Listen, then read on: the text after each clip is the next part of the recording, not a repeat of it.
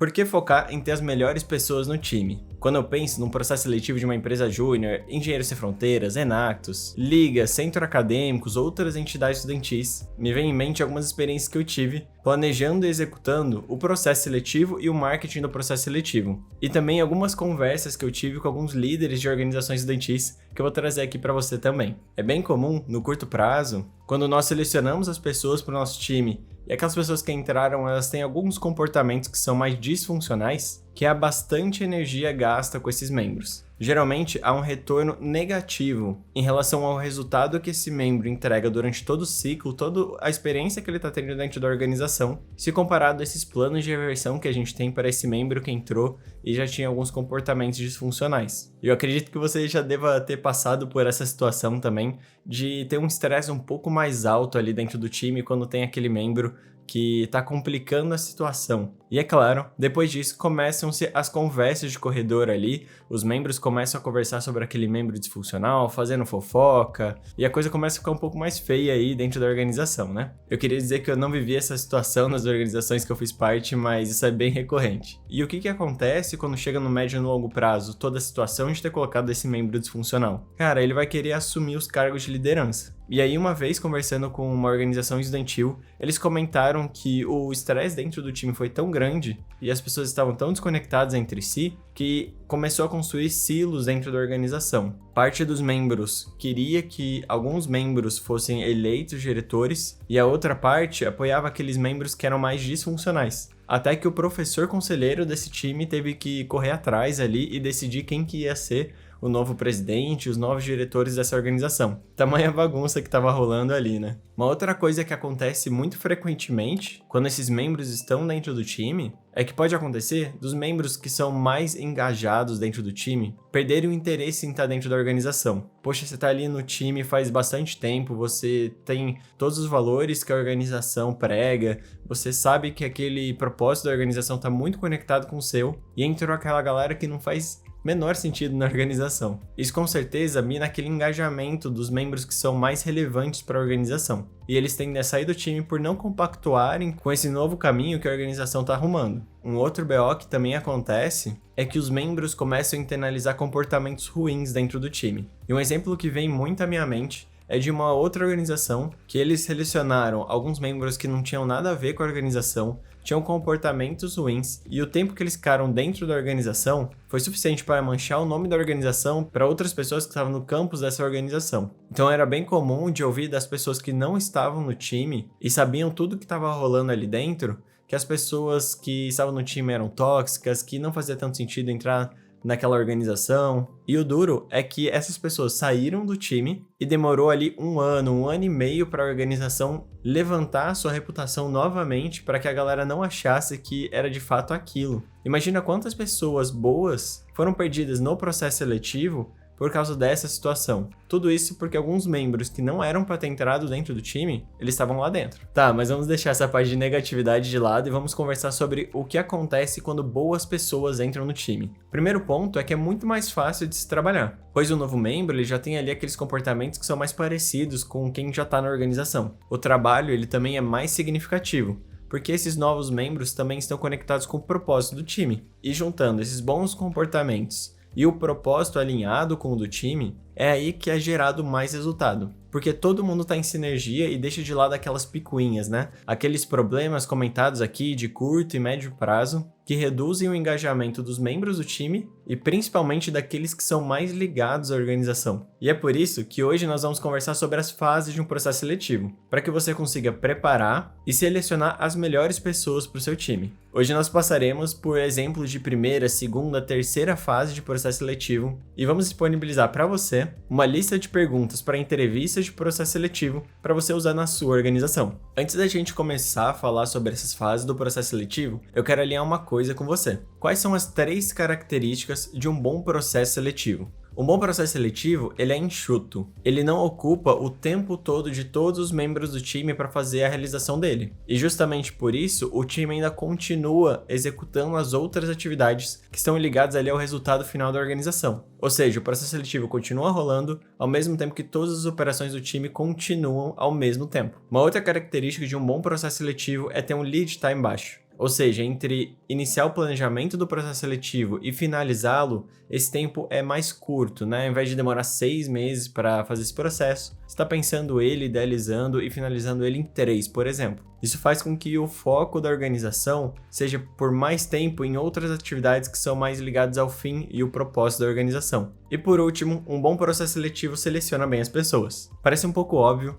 mas aqui a gente tem que gastar um pouco mais de energia para selecionar bem as pessoas, justamente porque enquanto a gente está fazendo o processo seletivo, tem bastante coisa em jogo e bastante energia de alguns membros em específico do time que estão ajudando e contribuindo para que o processo seletivo seja feito da melhor forma. É marketing, é a célula que está envolvida, pode ser o time de gestão de pessoas, muitos dos diretores e presidência. Então a melhor forma é que a gente selecione bem as pessoas para que todo esse esforço compense. E quando a gente passar para essas 3 fases do processo seletivo, eu quero que você tenha em mente que a gente está levando em consideração esses 3 pilares. Ok, então vamos agora para o panorama dessas 3 fases. No exemplo que eu estou trazendo aqui para você, a primeira fase tem o objetivo de tirar a pessoa que está ali no processo seletivo, que está muito fora, que não está conectada de jeito nenhum com a organização. E também para começar a identificar se as pessoas que estão no processo seletivo têm os valores que a organização tem. Já a segunda fase tem o objetivo de aprofundar essa avaliação, entendendo ainda mais e principalmente os valores e os comportamentos que o possível novo membro tem, e com isso gerar insumos para selecionar as melhores pessoas possíveis. E aí depois que a gente passou pela primeira fase, pela segunda fase, a gente chega na terceira fase, que a ideia aqui é chegar num julgamento, né? Entender quem entra e quem não entra na organização. Levando em consideração todos os insumos sobre a conexão com os valores da organização, os comportamentos que essa pessoa tem, e também,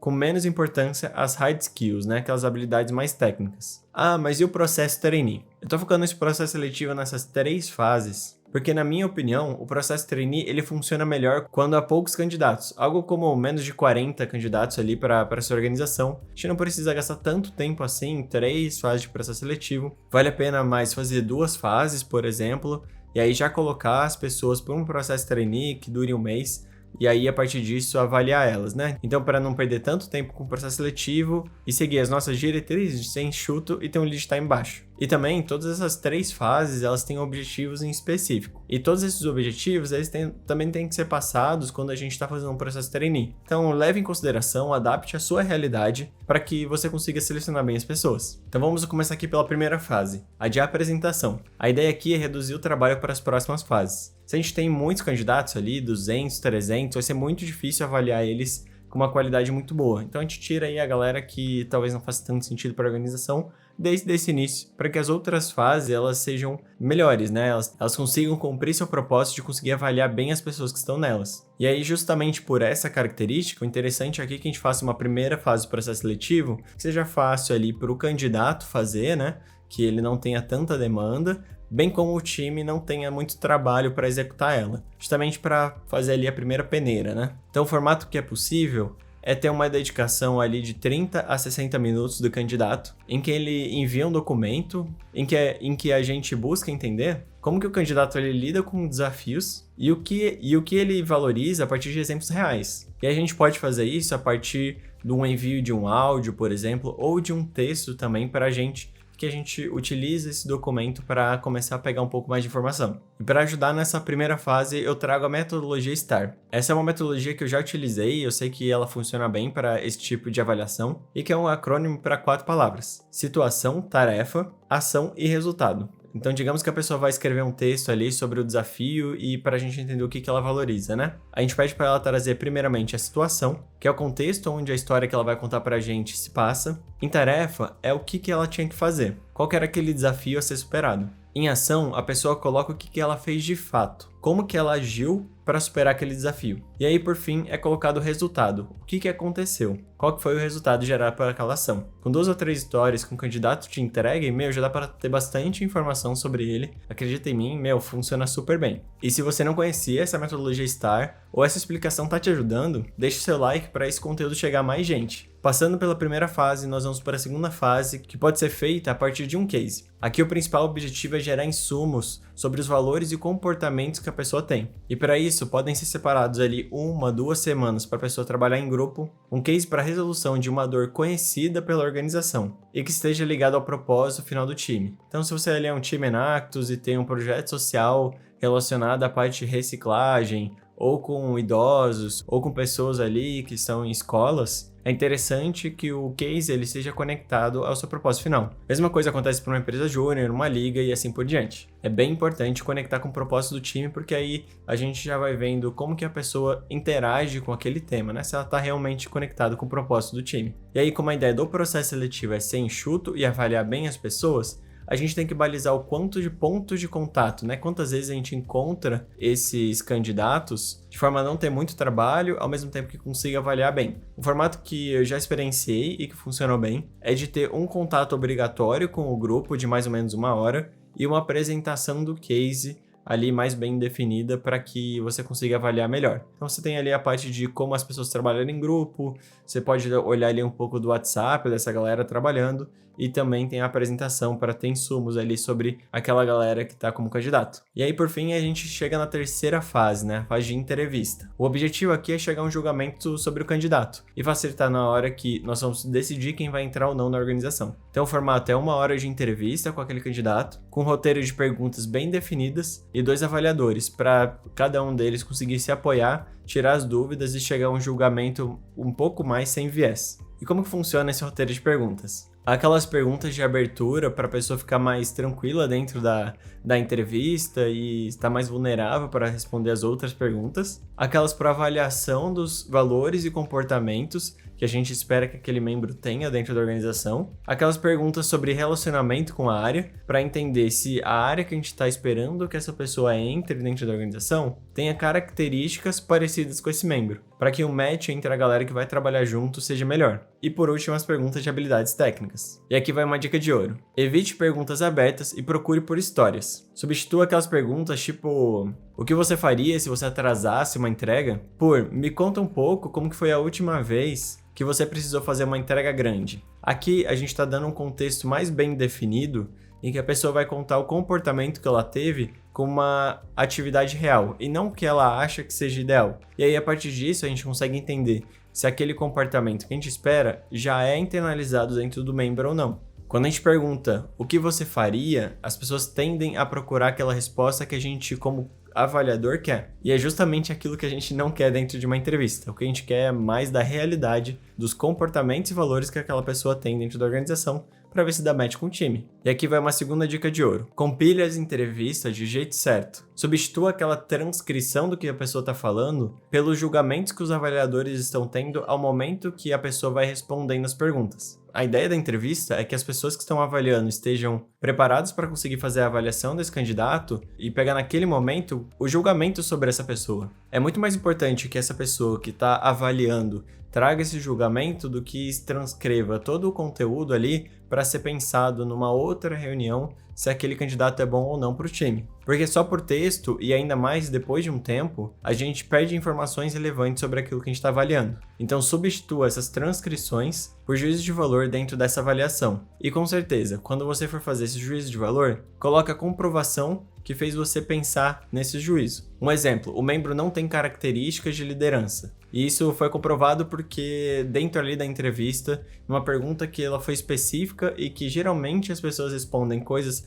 relacionadas à liderança, ele não comentou nada sobre. Então provavelmente ele não tem tanto esse comportamento de liderança assim. Esse tipo de documentação gera muito mais valor do que uma transcrição ali do que a pessoa estava falando. E para você que está envolvido com o processo seletivo do seu time ou quer contribuir com a sua organização, você encontra na descrição desse vídeo um link para baixar uma lista de perguntas para entrevistas de processo seletivo, para que você tenha uma referência de perguntas boas para fazer para entrevistar candidatos. Então pausa esse vídeo, pega a sua cópia da sua lista para você não esquecer e conseguir levar para sua organização. Então, para finalizar nosso entendimento sobre fase de processo seletivo que conversamos hoje, é importante que ele seja enxuto, tenha um lead time baixo, né? Aquele tempo entre começar o planejamento do processo seletivo e finalizar ele, e também selecionar bem as pessoas. Nós podemos fazer um processo seletivo de 3 fases, para conseguir tirar aquelas pessoas que estão muito fora da organização, aprofundar nossa avaliação sobre os valores e comportamentos que o candidato tem, e também para conseguir chegar em um bom julgamento sobre seus valores, seus comportamentos e suas habilidades técnicas. Essa última com menor importância porque a gente consegue desenvolver isso dentro da organização. E assim, selecionar as pessoas para o seu time, seja uma IJ, uma Enactus, Engenheiros Sem Fronteira, atléticas, ligas universitárias, outras entidades estudantis, fica com certeza muito mais fácil. Compartilhe esse vídeo nos canais de comunicação do seu time para ajudar os membros da sua organização a realizarem um processo seletivo mais coeso, gerando mais resultados. E também acesse na descrição do vídeo a lista de perguntas para entrevistas de processo seletivo para levar para o seu time. Muito obrigado e clique no vídeo que está aparecendo aqui para você continuar aprendendo mais sobre estratégia e liderança para entidades estudantis.